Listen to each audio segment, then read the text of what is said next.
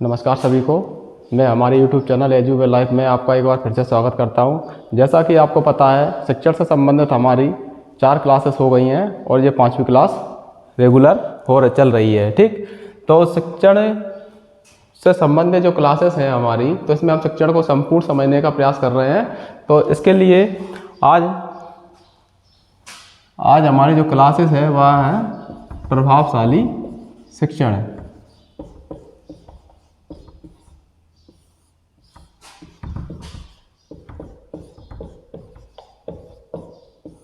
और हाँ, जो भी हमारे चैनल पर नए हैं वो हमारे चैनल को लाइक और सब्सक्राइब करके सपोर्ट जरूर करें। ठीक, तो क्या है प्रभावशाली शिक्षण जो है, तो शिक्षण के बारे में हमने पहले जाना। तो शिक्षण क्या है? शिक्षण एक व्यक्ति द्वारा, हमने अपनी पिछली क्लासों में बहुत अच्छे से पढ़ा है, शिक्षण एक व्यक्ति द्वारा दूसरे व्यक्ति को ज्ञान प्रदान करने की क्या है प्रक्रिया।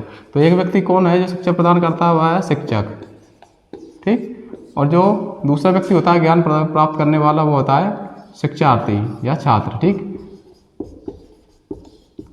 तो ये क्या है? एक व्यक्ति द्वारा दूसरे व्यक्ति को ज्ञान प्रदान करने की प्रक्रिया। ठीक, क्या है? शिक्षण। ठीक, हमने शिक्षण के बारे में जाना था। तो शिक्षण क्या है? एक व्यक्ति द्वारा दूसरे व्यक्ति को ज्ञान प्रदान करने की या निर्देश देने की प्रक्रिया।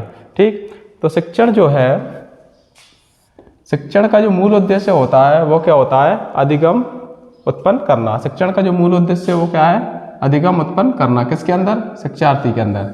शिक्षार्थी के अंदर क्या उत्पन्न करना है? अधिगम उत्पन्न करना है शिक्षण द्वारा। ठीक, तो शिक्षण द्वारा जब शिक्षण का जो उद्देश्य है शिक्षार्थी के अंदर अधिगम उत्पन्न करना, तो अधिगम उत्पन्न कब होगा, कैसे होगा? तो इसके लिए क्या है कि प्रभावशाली शिक्षण का होना बहुत ही आवश्यक है। ठीक, प्रभावशाली शिक्षण का होना बहुत ही आवश्यक है। और प्रभावशाली शिक्षण कब होगा? जब इस प्रक्रिया में कुछ महत्वपूर्ण तथ्यों का योगदान होगा। ठीक, उन तथ्यों के बारे में हम जानेंगे कि तथ्य कौन कौन से हैं। पहला, चरों का बोध होना। ठीक, चरों का बोध होना। ठीक, शिक्षण प्रक्रिया में क्या है? 3 चर होते हैं, स्वतंत्र चर, आश्रित चर और हस्तक्षेप चर। जिनमें क्या है, स्वतंत्र चर के रूप में हम शिक्षक को जानते हैं, शिक्षक को मानते हैं जो कौन सा हमारा स्वतंत्र चर है। ठीक,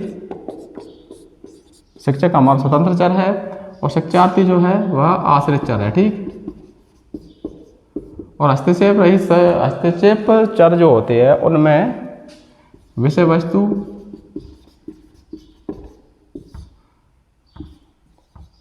शिक्षण विधियां, इस प्रकार से और भी अन्य होते हैं। जो हमारे कौन से हो गए? हस्तक्षेप चर।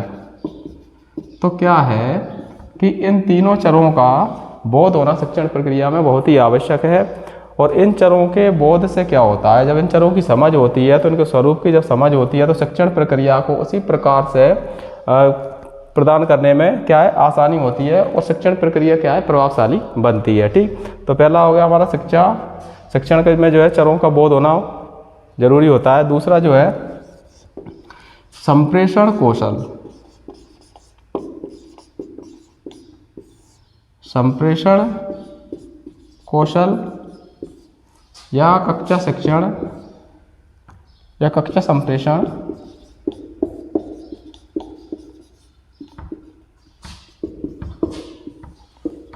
का प्रभावशाली या कक्षा संप्रेषण, मान लीजिए कक्षा संप्रेषण होता है जिसमें क्या है? भाषाई कौशल होता है। ठीक, भाषाई क्या होता है?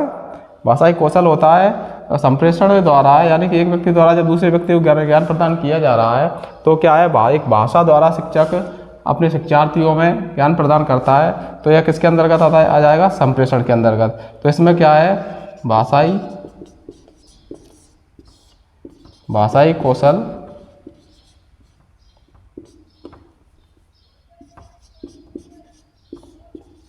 उपयोगी रहता है। ठीक, भाषाई कौशल क्या रहता है? उपयोगी रहता है।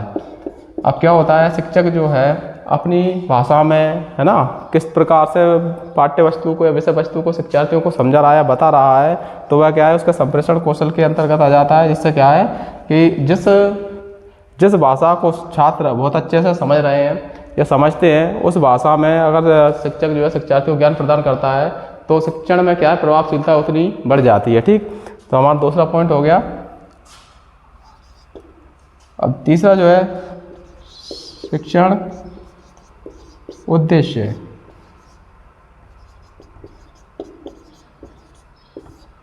शिक्षण उद्देश्य का ज्ञान। एक शिक्षण को चाहिए कि वह शिक्षण उद्देश्यों का ज्ञान रखे, या उसको शिक्षण उद्देश्यों का ज्ञान होना चाहिए कि किस प्रकार से शिक्षण का जो उद्देश्य है, किस प्रकार से शिक्षार्थियों को बताना है, समझाना है, और उसी उद्देश्यों को लेकर, है ना, शिक्षण के उसी उद्देश्यों को लेकर शिक्षण कार्य करवाया जाना चाहिए। इससे क्या शिक्षण में प्रभावशीलता और बढ़ जाती है।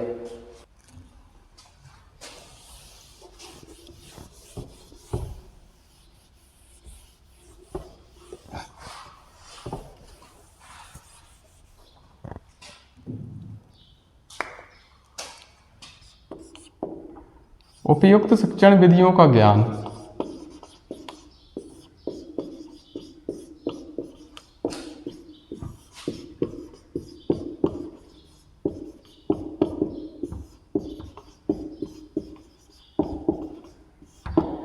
शिक्षक को यह चाहिए कि उसे उपयुक्त शिक्षण विधियों का ज्ञान होना चाहिए। उन शिक्षण विधियों के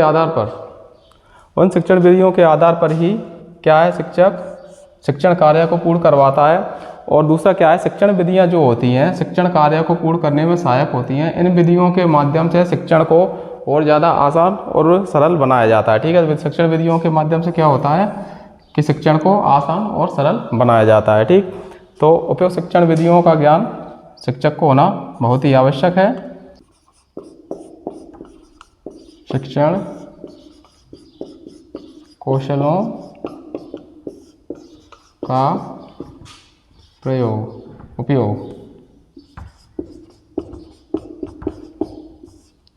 क्या होता है कि कई सारे शिक्षण प्रक्रिया में कई सारे शिक्षण कौशल होते हैं जिनका प्रयोग जो है शिक्षक को करना भली भांति आना चाहिए। उन कौशलों के आधार पर भी शिक्षण जो है प्रभावशाली बनता है।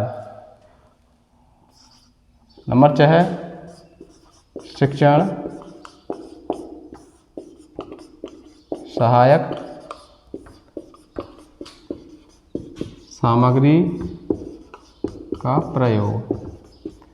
ठीक है, कई सारी शिक्षण सहायक सामग्रियां होती हैं जो शिक्षण को क्या है रुचिकर बनाती हैं, जिनके अंतर्गत हम आगे पढ़ेंगे कि श्रव्य दृश्य सहायक सामग्रियां जो हैं और भी अन्य शिक्षण सहायक सामग्रियां होती हैं जिनके द्वारा क्या है शिक्षण रुचिकर बनता है। और इससे क्या होता है, शिक्षार्थियों में जो ज्ञान होता है वह काफ़ी समय तक रहता है। और ठीक, नंबर 7 जो है विषय वस्तु का ज्ञान।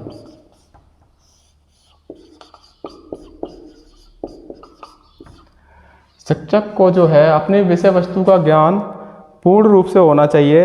और विषय वस्तु का ज्ञान होने पर ही शिक्षक जो है शिक्षण को अधिक प्रभावशाली बना पाएगा। उससे होगा क्या कि जब विषय वस्तु का पूर्ण ज्ञान शिक्षक को होगा तभी वह शिक्षण कार्य में अपनी पूर्ण निपुणता के साथ प्रभावशीलता दे पाएगा। ठीक, नंबर 8 पुनर्बलन का प्रयोग।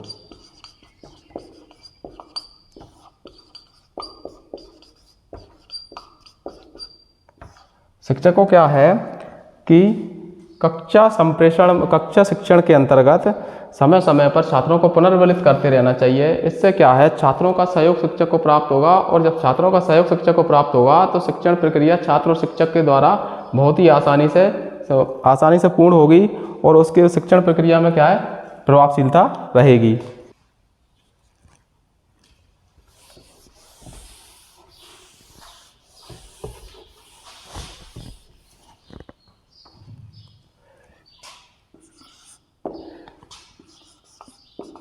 मूल्यांकन परिणामों के आधार पर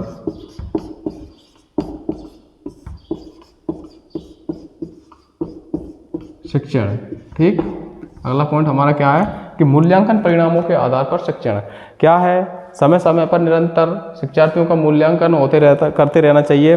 इससे क्या होगा कि जब मूल्यांकन द्वारा छात्रों के ज्ञान का या व्यवहार का पता चलेगा कि वह कितना क्या सीखे हैं, शिक्षण द्वारा शिक्षार्थियों में कितना ज्ञान प्राप्त हुआ है, इसका मूल्यांकन द्वारा पता चलता है। और इस मूल्यांकन के द्वारा शिक्षक पता करके छात्रों के ज्ञान का और उसमें कुछ आगे सुधार आगे निरंतर कर सकता है, जिससे क्या शिक्षण और भी प्रभावशाली बनेगा। ठीक।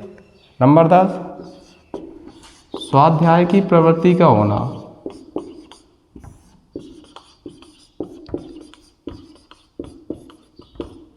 स्वाध्याय की प्रवृत्ति का होना।